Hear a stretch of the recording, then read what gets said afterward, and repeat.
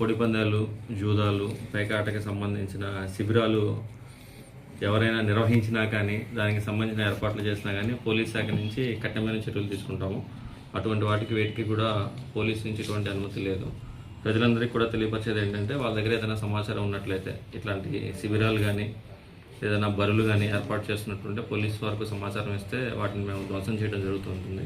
అలానే మా ఎస్పీ గారి సూచనల మేరకు ఆ కార్యక్రమాన్ని చేపట్టాము.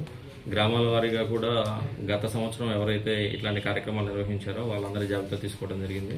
ముందస్తు జాగ్రత్త చర్యగా వాళ్ళ మీద బైండ్ ఓవర్లు చేస్తున్నాము. అలానే వాళ్ళ మీద గతంలో పెట్టిన కేసుల యొక్క పురోగతిని కూడా సమీక్షిస్తున్నాము.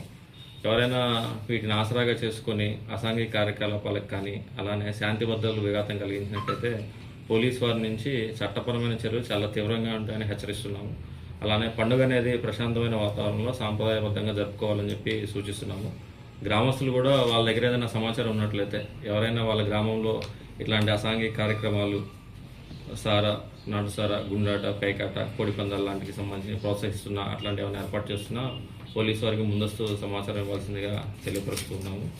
అలానే ఈ సంక్రాంతి సందర్భంగా, న్యూ ఇయర్ సందర్భంగా గ్రామాల్లో కూడా పలు ఫ్లెక్సీలు ఏర్పాటు చేస్తున్నారు.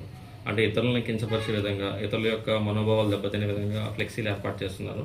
అటువంటి ఫ్లెక్సీలు ఏర్పాటు చేసిన వారి మీద కూడా మనం చట్టపరమైన చర్యలు తీసుకుంటున్నాము. ఫ్లెక్సీలు ఇతర వర్గాల వారిని రెచ్చగొట్టే విధంగా ఉండకూడదు. అలానే ఫ్లెక్సీలు ఏర్పాటు చేసుకుంటే ఖచ్చితంగా పంచాయతీ వాళ్ళు, రెవెన్యూ వాళ్ళ పర్మిషన్స్ తప్పనిసరిగా తీసుకోవాలి. ప్రైవేట్ స్థలాల్లో కనుక ఫ్లెక్సీలు ఏర్పాటు చేసుకోవాలనుకుంటే ఆ యొక్క యజమానుల నుంచి ముందస్తుగా పర్మిషన్ తీసుకోవాలి. ఇట్లాంటి అనాథరైజ్డ్ ఫ్లెక్సీస్ని కూడా మనం రిమూవ్ చేయించడం జరుగుతుంది. సంబంధిత అధికారులతో మాట్లాడి వాళ్ళ ద్వారా రిమూవ్ చేయించే ఏర్పాట్లు చేస్తున్నాం. వరకు మాకు 5 బర్రెలకు సంబంధించిన సమాచారం వచ్చింది. వాటిని కూడా ధ్వంసం చేపట్టే కార్యక్రమాలు చేశాము. నిన్న ఒక 2 ధ్వంసం చేశాము. అలానే 3 కూడా ధ్వంసం చేశాము. ఎవరైతే ఆర్గనైజ్ చేశారో వాళ్ళ మీద కూడా బైండ్ ఓవర్స్ చేయడం జరుగుతుంది. వీర్లంకపల్లి అనే ఏరియాలో బరి ఉన్నట్టు ఐడెంటిఫై చేశాము. దాన్ని కూడా ధ్వంసం చేయడం జరిగింది. అలానే సీతానగరంలో కూడా రఘుదేవపురం, పెదకొండపూడి బర్రెలు ఏర్పాటు చేస్తున్నట్లు సమాచారం ఉంది. వాటిని కూడా పరిశీలించి ఆ బర్రెలను ధ్వంసం చేయడం జరుగుతుంది. ఏర్పాటు చేసిన వారి మీద చట్టపరమైన చర్యలు తీసుకుంటాం.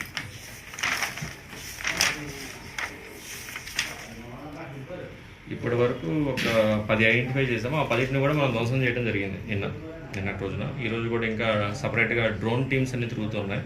మారుమూల ప్రాంతాల్లో, తోటల్లో ఎవరైతే ఇట్లాంటి ఆర్గనైజ్ చేస్తున్నారో డ్రోన్ సర్వేలెన్స్ పెట్టాము. డ్రోన్ సర్వేలెన్స్ పెట్టి ఐడెంటిఫై చేసి వాటిని ట్రాక్టర్తో దించి నిర్వీర్యం చేయడం జరుగుతుంది. జారీ చేశాము. డౌన్ ద లైన్ పోలీస్ డిపార్ట్మెంట్లో ఉన్న వాళ్ళు కూడా ఇన్ఫర్మేషన్ ప్రాంప్ట్గా ఇవ్వాలి, ఎటువంటి యాక్టివిటీస్కి పాల్పడకూడదు అని చెప్పాము. ఎవరైనా ఇట్లాంటి కండక్ట్ రూల్స్కి వ్యతిరేకంగా చర్యలకు పాల్పడినట్టయితే వాళ్ళ మీద కూడా చర్యలు తీసుకుంటాం. డిపార్ట్మెంటల్ యాక్షన్ మీద ఉంటుంది. Okay sir. చేయడం జరిగింది. వాళ్ళతో కూడా రీసెంట్గా మీటింగ్ ఒకటి పెట్టాము. వాళ్ళ నుంచి కూడా ఇన్ఫర్మేషన్ వస్తూ ఉంది. Okay sir.